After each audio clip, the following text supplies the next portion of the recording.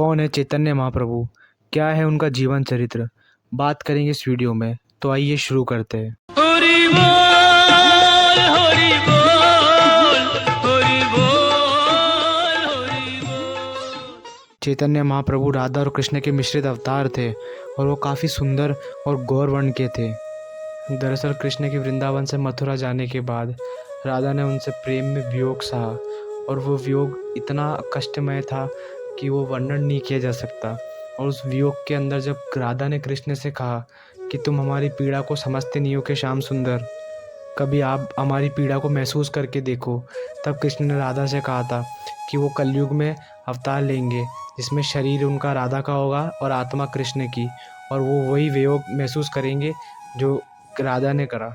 और कृष्ण ने अपनी बात सच करने हेतु आज के 500 साल पहले इस कलयुग में अवतार ग्रहण करा, जो कि भगवान श्री चैतन्य देव के नाम से विख्यात हुआ। महाप्रभु बंगाल के नवदीप नगर के मायापुर नामक स्थान में फाल्गुन की संध्या को अवतरित हुए। महाप्रभु के पिता का नाम श्री जगन्नाथ मिश्रा और उनकी माता का नाम श्रीमती शची देवी था और वह अपने माता पिता की 10वीं संतान थे। महाप्रभु से पहले उनकी 8 लड़कियां थीं जिनकी कच्ची आयु में मृत्यु हो गई थी।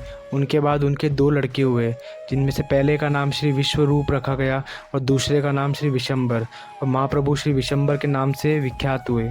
श्री विशंबर आगे चल के निमाई पंडित के नाम से जाने गए और संन्यास लेने के बाद वो भगवान श्री चैतन्य महाप्रभु कहलाए। महाप्रभु 24 वर्ष तक गृहस्थ रहे। उनकी पहली पत्नी का नाम श्रीमती लक्ष्मी प्रिया था, जिनकी कच्ची आयु में मृत्यु हो गई थी।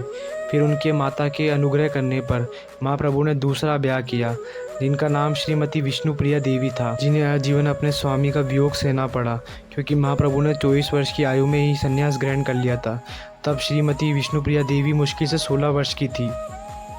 महाप्रभु ने संन्यास लेने के बाद अपनी माता के कहने पर जगन्नाथपुरी को अपनी कर्म भूमि बनाई। महाप्रभु ने 6 वर्ष तक भारत में, विशेष रूप से दक्षिण भारत में श्रीमद् भागवतम का उपदेश दिया।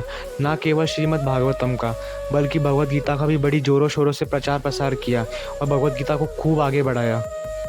भगवान श्री कृष्ण गीता में अंतिम उपदेश यही देते हैं कि तुम समस्त धार्मिक कृत्यों को छोड़कर मेरी शरण में आओ, मैं तुम्हें समस्त पापों से मुक्त कर दूंगा, तुम्हें चिंता नहीं करनी चाहिए, मैं तुम्हें वचन देता हूँ। लेकिन हम कलयुगी जीव फिर भी भगवान कृष्ण की बात नहीं मानते। हम देशों पर कृपा करने हेतु भगवान कृष्ण एक महान भक्त के रूप में प्रकट हुए, जो हमें सिखाते हैं कि हम कैसे भक्ति कर सकते हैं और अपने जीवन को सफल बना सकते हैं। महाप्रभु ने लुप्त हुए वृंदावन को वापस खोजा, जो कि एक समय के साथ जंगल में परिवर्तित हो गए थे। साथ ही वृंदावन, बरसाने और कई अनेक कुंड जैसे राधा कुंड, मानसरोवर, अनेक कुंडों को वापस खोजा। महाप्रभु को वृंदावन खोजने में उनके शिष्यों का काफ़ी योगदान रहा, जो कि महाप्रभु के भक्त भी थे और महाप्रभु को चाहने वाले भी थे। ये महाप्रभु के प्रिय निजन थे। इनमें से कुछ है नित्यानंद महाप्रभु, श्री ठाकुर हरिदास जी जिन्होंने वृंदावन के बांके बिहारी को प्रकट किया, श्री रूप गोस्वामी, श्री सनातन गोस्वामी, श्री रघुनाथ भट्ट गोस्वामी, श्री जीव गोस्वामी, श्री गोपाल भट्ट गोस्वामी, श्री रघुनाथ दास गोस्वामी, श्रील प्रबोधानंद सरस्वती। ऐसे महान भक्त जो महाप्रभु के शिष्य रहे, ये उनमें से कुछ नाम है।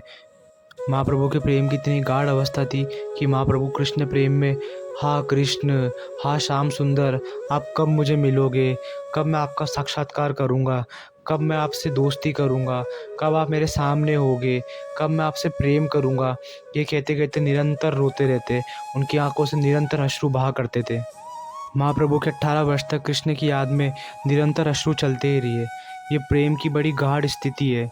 ये भक्ति की सबसे ऊंची अवस्था है जो महाप्रभु ने हमारे सामने प्रकट करी। हम जैसे लोगों को कृष्ण प्रेम में डुबाने हेतु भगवान कृष्ण ने कलयुग में अवतार ग्रहण किया, जो कि चैतन्य महाप्रभु के रूप में प्रकट हुए और हरे कृष्णा कृष्ण कृष्ण हरे हरे, हरे राम राम राम हरे हरे महामंत्र के रूप में हमें रास्ता दिखाया। आज के लिए बस इतना ही। अगली वीडियो में मिलेंगे एक और महान भक्त के चरित्र पर चर्चा करते हुए। राधे राधे दोस्तों।